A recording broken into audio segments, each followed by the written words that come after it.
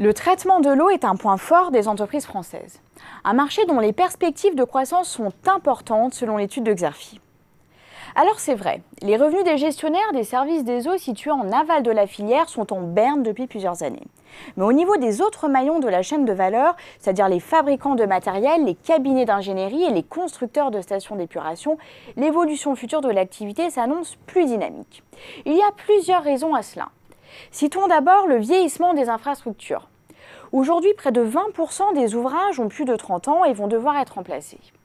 Dans le même temps, les dépenses en investissement des collectivités a rebondi, notamment grâce à la reconduction du fonds de soutien à l'investissement local. Il y a aussi la tendance au transfert de compétences à des acteurs privés de la gestion de l'eau et de son assainissement. Il ne faut pas oublier non plus les nouveaux segments de marché, à l'instar de la réutilisation des eaux usées, qui dopera le marché du traitement de l'eau ces prochaines années. Au-delà du marché français, il y a le marché mondial et il s'apparente à un véritable relais de croissance pour les entreprises françaises. On estime à environ 2,4 milliards le nombre de personnes qui ne bénéficient pas d'un système d'assainissement digne de ce nom.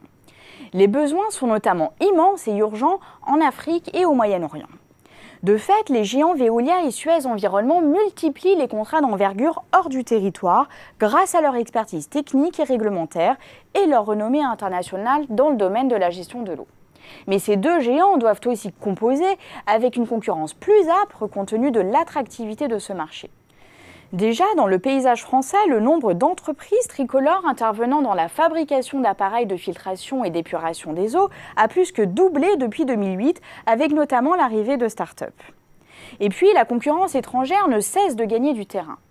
Je pense en particulier aux équipementiers allemands et américains qui s'appuient sur leur image de marque et leur savoir-faire technologique.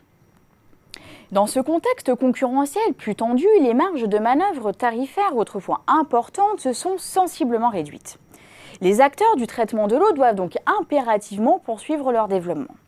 Un développement qui, selon les experts de Xerfi, passera par la conquête de nouveaux marchés au niveau mondial et par l'essor de nouvelles solutions, par ozonation par exemple ou par ultraviolet.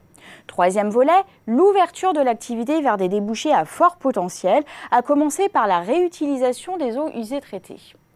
Trois axes stratégiques qui sont à découvrir dans la nouvelle étude de Xerfi sur le marché du traitement de l'eau.